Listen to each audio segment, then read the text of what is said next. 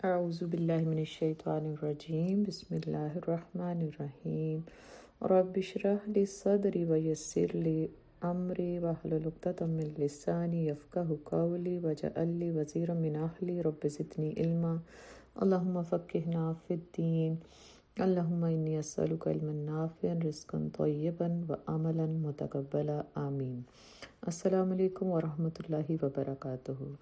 اس دعا کے ساتھ اور اس شکر کے ساتھ اس محفل کا آغاز کریں گے کہ رب نے قرآن میں فرمایا وَإِن تُعِدُّوا نِعْمَتَ اللَّهِ وَلَا تُحْصُوهَا، اگر تم میری نعمتوں کو گننا چاہو گے تو تم شمار نہیں کر سکتے۔ اللہ کی نعمتوں میں سے کروڑوں لاکھوں نعمتوں میں سے سب سے بڑی نعمت عظمیٰ یہ ہے کہ اس نے ہمیں انسان بنایا۔ عین ممکن تھا کہ ہم کوئی مکھی یا مچھر یا گندے سے تالاب میں تیرنے والا ایک چھوٹا سا مچھلی کا بچہ ہوتے، لیکن اس نے ہمیں کیا بنایا؟ اللہ قرآن میں خود فرماتے ہیں لَقَدْ خَلَقْنَا الْإِنسَانَ فِي أَحْسَنِ تَقْوِيمٍ، اشرف المخلوقات اللہ نے ہمیں بنایا، زمین میں اپنا جانشین اور نائب بنایا۔ اس کے بعد مجھ پر اور آپ پر اللہ کا اس سے سب سے بڑا احسان کہ اشرف المخلوقات ہی نہیں بنایا بلکہ اس نے ہمیں کنتم خیر امت کا فرد بنایا، محمد صلی اللہ علیہ وسلم کی امت کا فرد بنایا۔ اور اس کے بعد ایک بڑا احسان جو مجھ پر اور آپ پر کیا، اس نے ہمیں قرآن سے محبت کرنے والا بنایا، قرآن سے جڑنے والا بنایا، قرآن کو سیکھنے سکھانے، ذوق و شوق سے پڑھنے پڑھانے، اور انشاءاللہ اللہ تعالیٰ ہمیں اس پر عمل کرنے کی بھی توفیق عطا فرمائے۔ اور ہم جانتے ہیں کہ بہت سے ایسے افراد ہیں جو امت محمدیہ میں کہ جو قرآن سے نہیں جڑتے، جو قرآن کو نہیں تھامتے، تو قرآن کو سیکھنے سکھانے اور جڑنے کا شوق یہ اس رب کی مہربانی مجھ پر بھی ہے اور آپ سب پر بھی۔ یہ اللہ کا احسان ہے کہ آج ہم قرآن پاک کو شروع کر رہے ہیں۔ اس سے پہلے ہم تھوڑی سی رمضان کی فضیلت کو دیکھیں گے انشاءاللہ، اور قرآن کی فضیلت دیکھیں گے، اور پھر اس کے بعد اپنا دورہ قرآن انشاءاللہ شروع کریں گے۔ جی، اللہ تعالیٰ نے رمضان مبارک کے بارے میں اپنی پاک کلام میں فرمایا شہر رمضان الذی انزل فیہ القرآن ھدی للناس وبینات من الہدی، رمضان کا مہینہ وہ ہے جس میں قرآن اتارا گیا، جو لوگوں کے لیے ہدایت ہے اور جس میں رہنمائی کرنے والی اور حق و باطل میں امتیاز کرنے والی واضح نشانیاں ہیں۔ بس تم میں سے جو کوئی اس مہینے کو پالے تو اس کے روزے ضرور رکھے، اور جو کوئی بیمار ہو یا سفر پر ہو تو دوسرے دنوں کے روزوں سے گنتی پوری کرے۔ اللہ تمہارے حق میں آسانی چاہتا ہے اور تمہارے لیے دشواری نہیں چاہتا، اس لیے کہ تم گنتی پوری کر سکو، اور اس کے لیے اس نے تمہیں جو ہدایت فرمائی ہے اس پر اس کی بڑائی بیان کرو، اور اس کے لیے تم شکر گزار بن جاؤ۔ حضرت ابو ہریرہ رضی اللہ تعالیٰ عنہ سے روایت ہے کہ رسول اللہ صلی اللہ علیہ وسلم نے فرمایا جب رمضان کا مہینہ آتا ہے تو آسمان کے دروازے کھول دیے جاتے ہیں، جہنم کے دروازے بند کر دیے جاتے ہیں، اور شیطان کو زنجیروں سے جکڑ دیا جاتا ہے۔ یہ متفق علیہ حدیث ہے۔ اور پھر آگے آپ نے فرمایا کہ ابو ہریرہ سے مروی ہے کہ رسول اللہ صلی اللہ علیہ وسلم نے فرمایا تمہارے پاس ماہ رمضان آیا، یہ مبارک مہینہ ہے، اللہ تعالیٰ نے تم پر اس کے روزے فرض کیے ہیں، اس میں آسمانوں کے دروازے کھول دیے جاتے ہیں اور جہنم کے دروازے بند کر دیے جاتے ہیں، اور بڑے شیطان جکڑ دیے جاتے ہیں۔ اس مہینے میں اللہ تعالیٰ کی ایک ایسی رات بھی ہے جو 1000 مہینوں سے افضل ہے، جو اس کے ثواب سے محروم ہو گیا سو وہ محروم ہو گیا۔ تو اللہ تعالیٰ ہمیں اس مہینے کی عبادت کرنے کی توفیق عطا فرمائے اور شیطان سے محفوظ رکھے۔ حضرت ابو ہریرہ رضی اللہ تعالیٰ عنہ بیان کرتے ہیں کہ رسول اللہ صلی اللہ علیہ وسلم نے فرمایا 5 نمازیں اور ایک جمعے سے لے کر دوسرا جمعہ پڑھنا اور ایک رمضان سے دوسرے رمضان کے روزے رکھنا ان کے درمیان واقع ہونے والے گناہوں کے لیے کفارہ بن جاتے ہیں جب تک کہ انسان کبیرہ گناہ نہ کرے۔ اور اس حدیث کو مسلم، ترمذی اور ابن ماجہ نے روایت کیا ہے۔ حضرت ابو ہریرہ رضی اللہ تعالیٰ فرماتے ہیں کہ رسول اللہ صلی اللہ علیہ وسلم نے فرمایا تم پر ایسا مہینہ سایہ فگن ہو گیا ہے کہ مسلمانوں پر اس سے بہتر مہینہ اور منافقین پر اس سے بڑھ کر برا مہینہ کبھی نہیں آیا۔ پھر دوبارہ رسول اللہ صلی اللہ علیہ وسلم نے فرمایا کہ اللہ تعالیٰ اس مہینے کا ثواب اور اس کی نفلی عبادت اس کے آنے سے پہلے لکھ دیتا ہے، اور اس کی بدبختی اور گناہ بھی اس کے آنے سے پہلے لکھ دیتا ہے، کیونکہ مومن اس میں انفاق کے ذریعے قوت حاصل کر کے عبادت کرنے کو تیاری کرتا ہے، منافق مومنوں کی غفلتوں اور ان کے عیب تلاش کرنے کی تیاری میں لگا رہتا ہے۔ تو انشاءاللہ اللہ تعالی ہمیں بہترین رمضان گزارنے کی توفیق عطا فرمائے، اور ہم اپنے جو روزے ہیں اس سے اپنے گناہوں کو بخشوانے کا ذریعہ بنائیں، اور اس میں اللہ تعالی ہمیں جنت میں اعلیٰ مقام عطا کرے۔ رسول اللہ صلی اللہ علیہ وسلم کا فرمان ہے کہ الصوم جنہ، کہ روزہ ڈھال ہے۔ اس سے مراد یعنی یہ نہیں کہ یہ صرف دوزخ کی آگ سے ڈھال ہے، بلکہ اس سے مراد یہ ہے کہ روزہ جنسی ہیجان نیز مادی اور روحانی ہر قسم کی بیماریوں کے لیے ڈھال ہے۔ اس طرح کے بھوک پیاس اس کی جنسی خواہشات کو دبا کر اسے اللہ تعالیٰ کی طرف راغب کر دیتا ہے، اور یہ حضرت عبداللہ بن عمر سے روایت ہے، بخاری اور مسلم میں۔ حضرت کعب بن عجرہ رضی اللہ عنہ بیان کرتے ہیں کہ رسول اللہ صلی اللہ علیہ وسلم نے فرمایا، ممبر کے پاس آ جاؤ۔ ہم آگے جب ایک درجہ چڑھے تو فرمایا آمین، جب دوسرا درجہ چڑھے تو فرمایا آمین، جب تیسرا درجہ چڑھے تو فرمایا آمین، جب اترے تو ہم نے عرض کیا یا رسول اللہ صلی اللہ علیہ وسلم، ہم نے آج آپ سے ایک ایسی چیز سنی ہے جو پہلے نہیں سنا کرتے تھے۔ آپ صلی اللہ علیہ وسلم نے فرمایا، جبرائیل علیہ السلام میرے پاس آئے اور کہا، جسے رمضان ملا لیکن اسے بخشا نہ گیا وہ بدقسمت ہو گیا۔ میں نے کہا آمین۔ جب میں دوسرے درجے پر چڑھا تو انہوں نے کہا، جس کے سامنے آپ کا نام لیا گیا اور اس نے درود نہ بھیجا وہ بھی بدقسمت ہو گیا۔ میں نے کہا آمین۔ جب میں تیسرے درجے پر چڑھا تو انہوں نے کہا، جس شخص کی زندگی میں اس کے ماں باپ دونوں یا ان میں سے ایک بوڑھا ہو گیا اور انہوں نے اسے خدمت اور اطاعت کے باعث جنت میں داخل نہ کیا وہ بھی بدقسمت ہو گیا۔ میں نے کہا آمین۔ تو اس سے امام حاکم، ابن حبان، ابن حزیمہ اور ابن ابی شیبہ نے روایت کیا ہے، اور یہ صحیح الاسناد سے ہے حدیث۔ تو اللہ تعالیٰ ہمیں رمضان کے روزے رکھنے، اپنے نبی صلی اللہ علیہ وسلم پر ڈھیر و درود پڑھنے کی توفیق عطا فرما، اور ہمیں اپنے والدین کی بھی اطاعت کرنے کی توفیق عطا فرما، آمین۔ حضرت ابو مسعود غفاری رضی اللہ تعالیٰ عنہ بیان کرتے ہیں، رمضان کا مہینہ شروع ہو چکا تھا کہ ایک دن ہم نے رسول اللہ صلی اللہ علیہ وسلم کو فرماتے سنا، اگر لوگوں کو رمضان کی رحمتوں اور برکتوں کا پتہ ہوتا تو وہ خواہش کرتے کہ پورا سال ہی رمضان رہے۔ تو اللہ تعالیٰ ہمیں وہ تمام برکتیں نصیب فرمائے جو رمضان کے بارے میں اللہ تعالیٰ نے رکھی ہوئی ہیں۔ حضرت سلمان رضی اللہ عنہ بیان کرتے ہیں کہ رسول اللہ صلی اللہ علیہ وسلم نے شعبان کے آخری دن ہمیں خطاب کیا اور فرمایا، اے لوگو، تم پر ایک عظیم الشان اور بابرکت مہینہ سایہ فگن ہو گیا ہے۔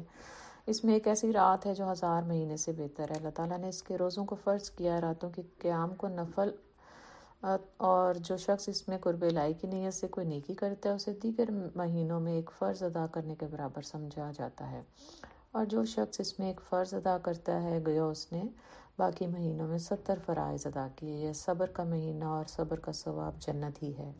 یہ غم خواری کا مہینہ، اسے مہینے میں مومن کا رزق بڑھا دیا جاتا ہے۔ جو شخص کسی روزہ دار کی افطاری کراتا ہے اس کے گناہ معاف ہو جاتے ہیں اور اسے دوزخ سے آزاد کر دیا جاتا ہے، نیز اسے ایک روزہ دار کے برابر ثواب ملتا ہے، اس سے اس کے ثواب میں کوئی کمی واقع نہیں ہوتی۔ صحابہ نے عرض کیا، یا رسول اللہ، ہم میں سے ہر ایک روزہ افطار کرانے کی طاقت نہیں رکھتا۔ رسول اللہ صلی اللہ علیہ وسلم نے فرمایا، یہ ثواب اللہ تعالیٰ ایک کھجور کھلانے یا پانی پلانے یا دودھ کا ایک گھونٹ پلا کر افطاری کرانے والے کو بھی دے دیتا ہے۔ اس مہینے کا ابتدائی حصہ رحمت ہے، درمیانہ حصہ مغفرت ہے اور آخری حصہ دوزخ سے آزادی ہے۔ جو شخص اس مہینے میں اپنے ملازم پر تخفیف کرتا ہے اللہ تعالیٰ اسے بخش دیتا ہے اور اسے دوزخ سے آزاد کر دیتا ہے۔ اس میں 4 کام زیادہ سے زیادہ کرنے کی کوشش کرو۔ 2 کاموں کے ذریعے تم اپنے رب کو راضی کرو گے اور 2 کاموں کے بغیر تمہارے لیے کوئی چارہ کار نہیں۔ جن 2 کاموں کے ذریعے تم اپنے رب کو راضی کرو گے ان میں سے ایک لا الہ الا اللہ کی گواہی دینا ہے، تو کثرت سے لا الہ الا اللہ پڑھیں، اور دوسرا اس سے بخشش طلب کرنا ہے، یعنی استغفار کی کثرت کرنی ہے۔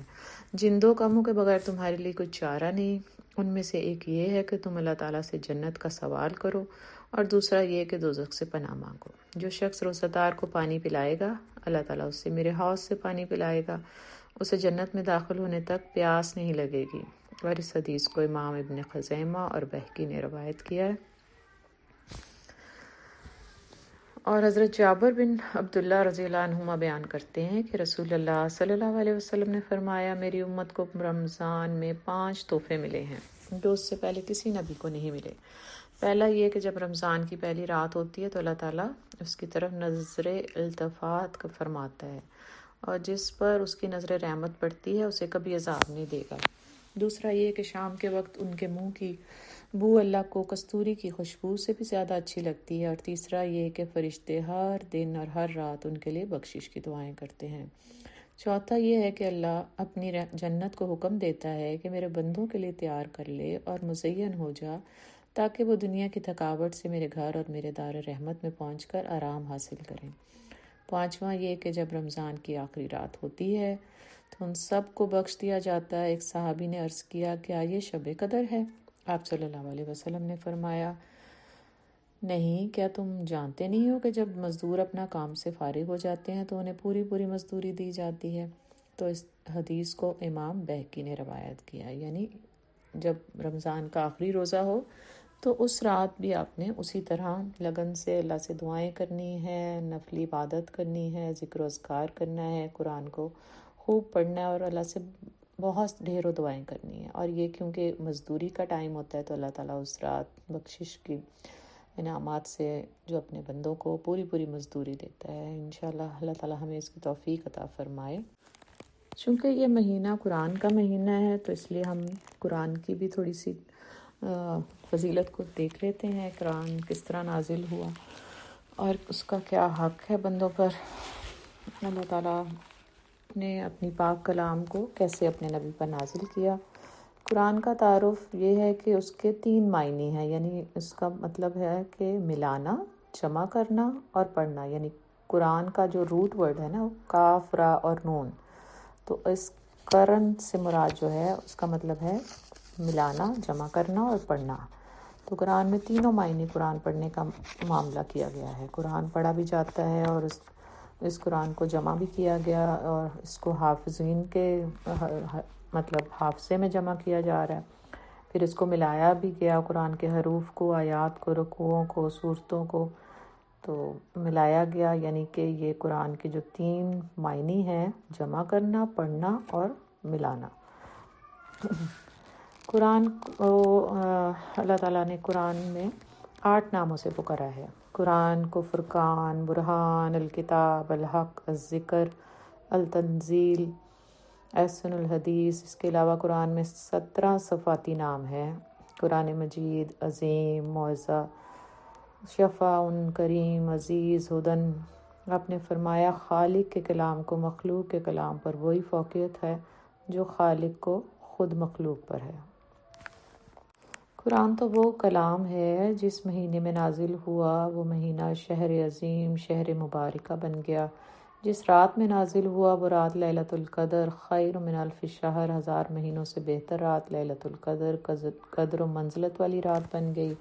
جس نبی محمد صلی اللہ علیہ وسلم پر نازل ہوا وہ نبی مصطفیٰ مجتبیٰ رحمۃ للعالمین ہو گئے۔ جس بستی پر نازل ہوا وہ بستی ام القریٰ بن گئی۔ قرآن کے نزول کا مقصد اللہ کے بندوں کی رہنمائی، کیونکہ یہ دنیا کیا ہے، لِیَبْلُوَکُمْ أَیُّکُمْ أَحْسَنُ عَمَلًا، یہ دنیا امتحان گاہ ہے۔ اس امتحان گاہ میں اللہ نے 2 صاحب اختیار مخلوق، جنوں اور انسانوں کو بھیجا، اور اپنی بندگی اور اپنی عبادت، اپنی فرمانبرداری کے لیے ان کو بھیجا، ان کو طریقے سکھائے، وَہَدَیْنَا النَّجْدَیْن، کہ دونوں راستوں کی ہدایت کے لیے، اور کامیابی اور فلاح کا نسخہ ہے اس میں۔ تو قرآن پاک جو ہے وہ اللہ کی عظیم کتاب ہے۔ مکہ کے بدوؤں پر اللہ نے اس کو نازل کیا تو وہ امت جو تھی امت الوسطین، خیر امت بن گئی، اور جس کے پاس اس کا علم آ جاتا ہے تو وہ خیرکم من تعلم القرآن کا فرد بن جاتا ہے۔ یہ وہ پارس ہے جس کو چھو جاتا ہے اس کو کندن بنا دیتا ہے، جس کے پاس اس کا علم آ جاتا ہے اس کو تراش کر ایک انمول ہیرا بنا دیتا ہے۔ یہ قرآن ہے اور یہ قرآن کا اعجاز ہے اور یہ قرآن کی فضیلت ہے۔ قرآن کے نزول کا مقصد اللہ کے بندوں کی رہنمائی ہے، کیونکہ یہ دنیا کیا ہے، امتحان گاہ ہے، اور اس کے لیے ہمیں بھرپور کوشش کرنی ہے تاکہ ہم اللہ کی جنت کا جو راستہ ہے اس پر چل سکیں۔ نبوت سے پہلے اللہ کے رسول کو سچے خواب آتے تھے، اور گویا نبوت کا آغاز جو ہے وہ سچے خوابوں کی شکل میں ہوا تھا۔ پھر رمضان المبارک اور لیلۃ القدر کی وہ گھڑیاں، اور جبرائیل علیہ السلام جو تشریف لائے اور آپ کو کہا کہ اقرا پڑھ، آپ نے فرمایا کہ میں تو پڑھا ہوا نہیں ہوں، پھر کہا اقرا پڑھ، آپ نے پھر عاجزی سے وہی جواب دہرایا، پھر تیسری دفعہ نبی صلی اللہ علیہ وسلم کے سینے کو بھینچا گیا جیسے آپ کو ہلکا سا جھنجھوڑا گیا ہو، اور آپ نے فرمایا کیا پڑھوں؟ کہا اقرا بسم ربک الذی خلق، اور یہ پہلی وحی کے الفاظ سورہ العلق کی آیات ہیں۔ آپ پر بہت گھبراہٹ اور پریشانی جو تھی وہ طاری ہو گئی، اور آپ جو ہیں گھر تشریف لے گئے، آپ نے کہا مجھے اڑا دو۔ حضرت خدیجہ نے آپ کو تسلی دی، اور پھر وہ آپ کو ورقہ بن نوفل کے پاس لے گئیں، اور فرماتے ہیں کہ یہ وہ ناموس ہے جو پچھلے نبیوں کے پاس بھی آئے تھے، اور پھر وہ خواہش کا اظہار بھی کرتے تھے کہ کاش میں اس وقت تک زندہ رہوں کہ جب یہ قوم تمہیں نکال دے گی۔ تو آپ نے پوچھا کہ کیا یہ قوم مجھے نکال دے گی؟ انہوں نے فرمایا ہر نبی کے ساتھ ایسا ہی ہوتا رہا ہے۔ پھر اس کے بعد پے در پے 23 سال کے دورانیے میں کبھی پوری صورت نازل ہوتی تھی، کبھی تھوڑی آیات، کبھی کچھ رکوعات، اور یہ سلسلہ 23 سال تک جاری رہا۔ قرآن کے لیے عرب کا علاقہ کیوں چنا گیا؟ سب سے بڑا مقصد جو تھا وہ اس لیے تھا کہ اس کو جیو پولیٹیکل سینٹر ہونا تھا، جغرافیائی سیاسی مرکز ہے۔ یہاں پر جب قرآن کے نور نبوت اور تعلیمات کی روشنی پھیلی تو ادھر ادھر سے، مشرق سے، مغرب سے تعلیمات کا جو تھا وہ پھیلنا بہت آسان تھا۔ اگر کہیں آسٹریلیا، امریکہ یا افریقہ میں نبوت کا معاملہ ہوتا تو اس کو باقی روئے زمین میں اور علاقوں اور کانٹیننٹ میں اس کا پہنچانا بہت مشکل ہو جاتا ہے۔ اس لیے عرب کو چنا گیا، اور اس کے لیے بھی اس لیے چنا گیا کہ عربوں کو چننا اور عربی زبان کو چننا تھا۔ عربوں کو کیوں چنا گیا تھا؟ کہ قرآن کی تعلیمات کے لیے سب سے پہلی وجہ کہ عرب جو تھے وہ صحرا نشین تھے، اور یہ فطرت کے قریب تھے، اور اسلام دین فطرت ہے، اور یہ وہ لوگ تھے جو فطرت کے قریب ہوتے ہیں اور دین فطرت کو جلدی ایکسیپٹ کر لیتے ہیں، اور دین فطرت پر ان کے لیے چلنا زیادہ آسان اور سہل ہو جاتا ہے۔ اور جو فطرت سے دور ہوتے ہیں، جیسے کہ آج ہمارا معاشرہ ہے، فطرت سے بہت دور ہوتا چلا جا رہا ہے، اس لیے دین فطرت پر پورا عمل کرنا بھی مشکل ہوتا جا رہا ہے۔ دوسرا یہ ہے کہ صحرا میں رہنے کی وجہ سے جسمانی طور پر، اعصابی طور پر بڑے طاقتور ہو گئے تھے، اور بہت مضبوط تھارڈی لوگ تھے، جفا کش تھے، اس لیے بھی ان کو چنا گیا، اور یہ قوم بڑی بہادر اور جنگجو قوم تھی۔ اور تیسری بات یہ کہ یہ قوم بڑی قبیلہ پرور تھی، ان کا حافظہ بہت اچھا تھا، اللہ نے اس قوم کو زبردست حافظہ دیا تھا۔ اب پتہ نہیں اللہ نے ان کو حافظ اس لیے دیا تھا کہ ان کو قرآن کے لیے چننا تھا، یا قرآن کے لیے ان کو اس لیے چنا تھا کہ ان کا حافظہ اچھا تھا۔ تو حافظہ اتنا اچھا تھا کہ ان کو اپنے نسب نام میں، اپنے رشتہ داروں کے نسب نام میں ہی نہیں بلکہ اپنے گھوڑوں کے نسب نام میں بھی یاد تھے، اور حافظہ اتنا اچھا تھا کہ لین دین کے معاملے میں کبھی لکھت پڑھت نہیں کرتے تھے۔ عربی زبان کو اللہ نے کیوں منتخب کیا؟ ایک تو یہ کہ عرب کے علاقے کو منتخب کرنا تھا، عربوں کو منتخب کرنا تھا، اس لیے عرب کو منتخب کیا۔ اور جو قرآن میں آتا ہے کہ وہ اگر عربی کے علاوہ عبرانی میں ہوتا نا، تو جیسے پچھلے دونوں کتابیں تھیں تو وہ لوگ کہتے ہیں کہ یہ کیا بات ہے کہ مخاطب تو عربی اور زبان عجمی ہے۔ تو عربی اس لیے کہ علاقہ عرب تھا، مخاطب عرب تھے، تو اس کے لیے قرآن کو عربی زبان میں اتارا گیا۔ اور سب سے بڑی وجہ عربی کو چننے کی یہ بھی تھی کہ عربی ایک بہت فصیح اور بلیغ زبان ہے۔ عربی وہ زبان ہے کہ جو بات کو بیان کرنے کے لیے نریشن اور ایکسپلینیشن اور معنی اور مفہوم اور بات کو ایکسپلین کرنے کے لیے بہترین زبان ہے، اور وہ صرف اس لیے کہ اس کے پاس ایک حروف کا خزانہ ہے۔ آپ کو پتہ ہے نا کہ ویکابلری جس زبان کی بہت وسیع ہوتی ہے، وہ زبان اسی فصاحت اور بلاغت اور اس کا زور بیان بہت زیادہ ہے۔ تو جس کے پاس ورڈ پاور بہت زیادہ اچھی ہوتی ہے وہی زیادہ روانی سے بول سکتا ہے۔ عربی زبان میں حروف کا خزانہ، اس کی ویکابلری بہت ایکسٹینسو ہے۔ عربی زبان وہ واحد زبان ہے جو اپنی صفت اندر رکھتی ہے کہ اس کا ایک لفظ ایک بہت بڑا معنی سمو لیتا ہے۔ جامعیت کی صفت ہے اس میں، ایک چھوٹے سے لفظ کا اتنا بڑا ٹرانسلیشن اس میں ہوتا ہے۔ جیسے کہ ہم سورہ بقرہ میں پڑھتے ہیں نا، فَسَيَكْفِيكُمُ اللَّهُ، کہ پس ان قریب وہ کافی ہوگا تم کو ان سے اللہ۔ یہ 2 حروف کا اتنا لمبا جملہ، اس کا ترجمہ تو میں یہ سوچتی ہوں کہ قرآن عربی میں نہ ہوتا، کسی اور زبان میں ہوتا تو اس کے کوئی 30 سپارے نہیں بلکہ 40-50 سپارے ہوتے۔ یہ عربی زبان کا اعجاز ہے کہ وہ اتنا سمری میں الفاظ کو بیان کر لیتا ہے، پھر اس میں تاثیر بہت ہے۔ وہی بات انگریزی، اردو میں کسی اور زبان میں کہہ کر دیکھ لیں اور وہی بات آپ عربی میں کہہ کر دیکھیں، اتنی تاثیر ہے کہ وہ الفاظ دل میں گھر کر جاتے ہیں اور اترتے چلے جاتے ہیں۔ پھر اس کا اتار چڑھاؤ، اس کا غنا بہت زبردست ہے۔ نزول وحی کی آسانی کے لیے نبی صلی اللہ علیہ وسلم پر قرآن کو 23 سال میں اتارا گیا۔ آپ کے لکھوانے کی آسانی، آپ کی تعلیم جو آپ اس وقت لوگوں کو سمجھاتے تھے، اس کی آسانی کے لیے، حافظین کی آسانی کے لیے، پھر کاتبین کی آسانی کے لیے، پھر تعلیم و تدریس کی آسانی کے لیے، تربیت کی آسانی کے لیے، اگر سارے کے سارے احکامات یکمشت آپ پر نازل کر دیے جاتے تو یہ عمل بہت مشکل ہوتا۔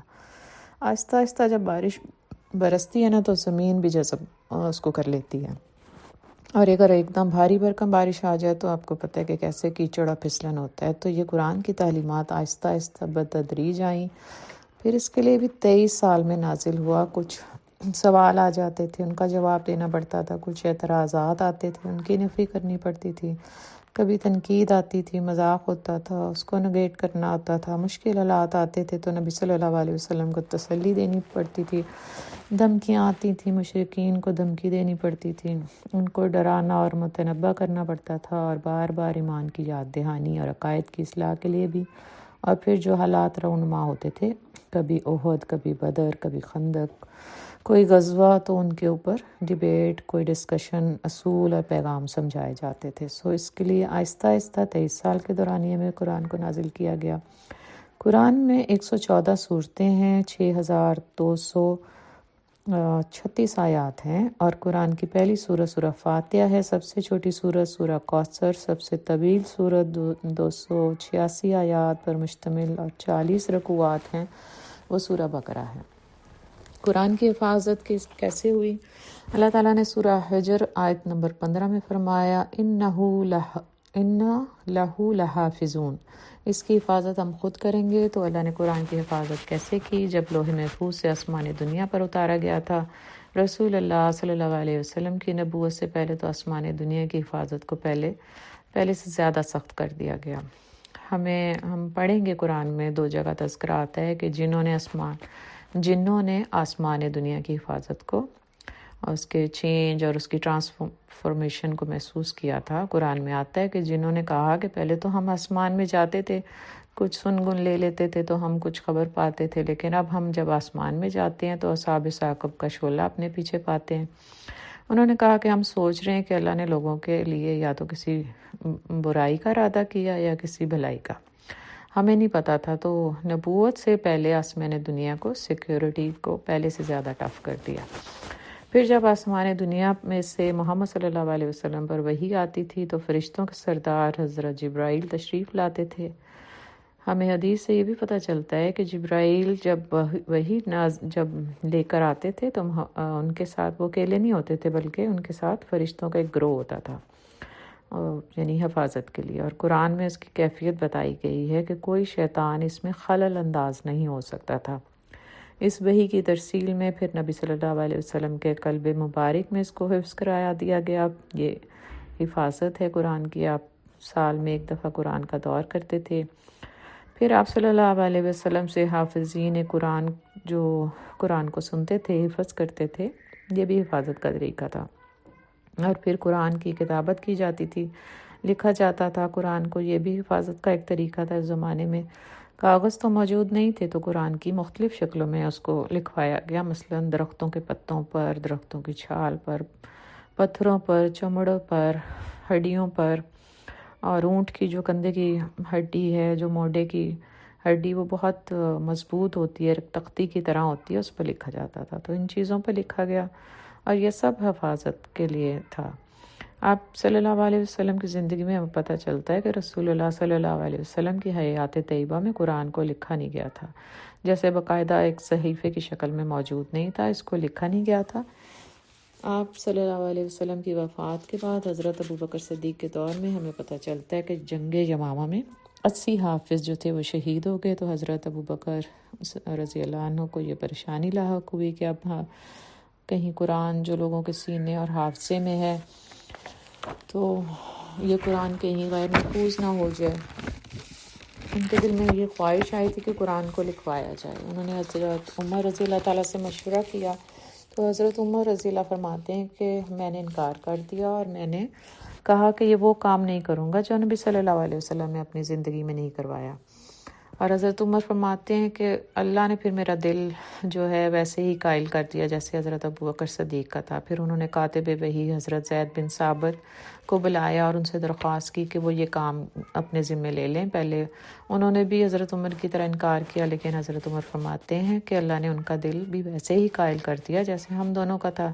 پھر حضرت زید بن ثابت نے اس بات کا ذمہ اٹھایا اور وہ خود چونکہ وحی کی کتابت کرتے تھے، جہاں جہاں انہوں نے لکھا ہوا تھا اس کو انہوں نے جمع کیا اور وہ پھر صحیفے کی شکل میں باقاعدہ ایک بک کی شکل میں جو ہمارے پاس موجود ہے اس طرح جمع کیا گیا۔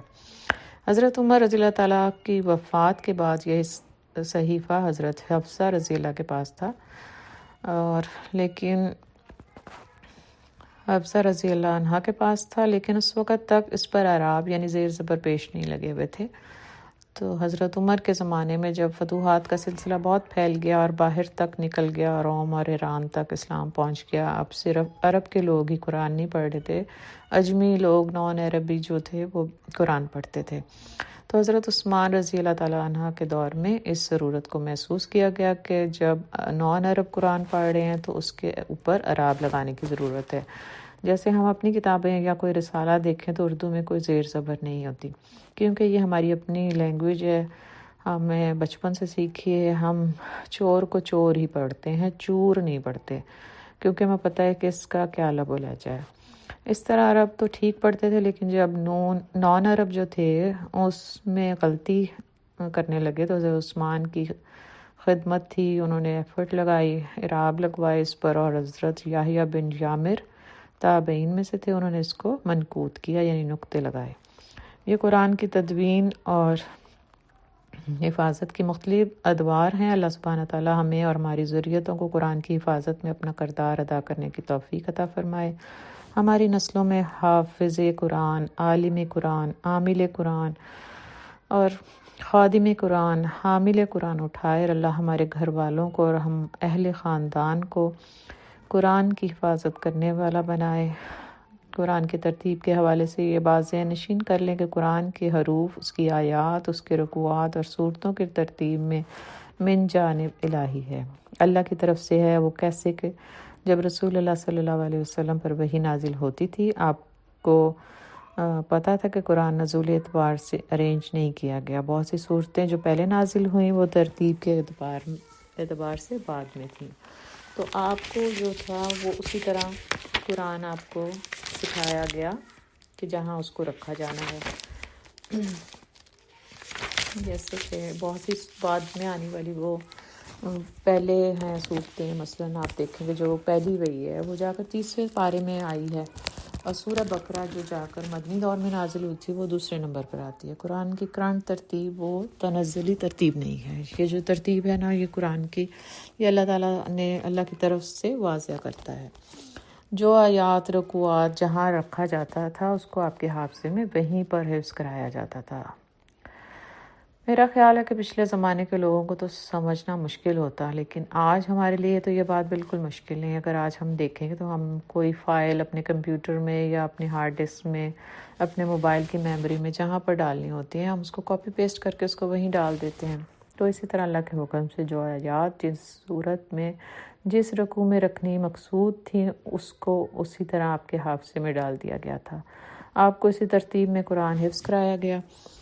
آپ جب کاتبین وحی کو لکھواتے تھے تو آپ ان کو اسی جگہ پر انڈیکیٹ کر کے لکھواتے تھے۔